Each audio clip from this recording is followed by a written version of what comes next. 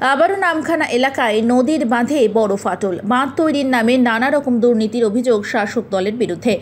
আইলা, Amphan ও ইয়াসের দগ্ধকে ক্ষত আজও রয়ে গিয়েছে মথুরাপুর লোকসভা কেন্দ্রের পাথর প্রতিমা নামখানার সাগরদ্বীপ, রায়দিঘি ও কাকদ্বীপের বিস্তীর্ণ এলাকা জুড়ে। আবারও নামখানার বিস্তীর্ণ এলাকা জুড়ে নদী বাঁধে দেখা দিয়েছে বড় বড় ফাটল। আতঙ্কে এলাকাবাসীরা। পূর্ণিমা, অমাবস্যা, কোটাল সহ বর্ষা 3 মাস নদী এবং সমুদ্রের বাঁধে ফাটল ও ভাঙন জেরে অনেক সময় এলাকায় নোনা জল ঢুকে ক্ষতি হয় কাঁচা বাড়ি, চাষের জমি, সবজি বাগান এবং মাছ চাষের পুকুর।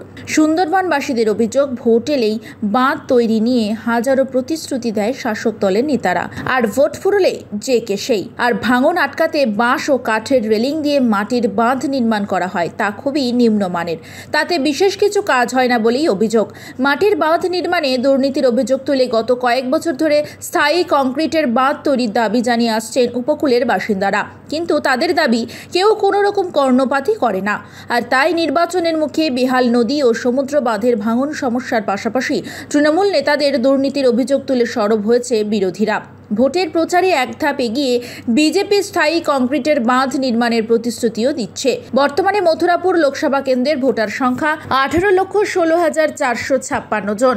আর এই ভাঙন কবলিত এলাকার বাসিন্দাদের ভোট এবারের নির্বাচনে শাসক তৃণমূলের কাছে বড় ফ্যাক্টর হতে পারে বলেই রাজনৈতিক মহলের একাংশের ধারণা। তবে বিরোধীদের অভিযোগ উড়িয়ে দিয়ে তৃণমূল নেতৃত্বের দাবি, দুর্নীতির নামে কুৎসা করে কোনো লাভ হবে না।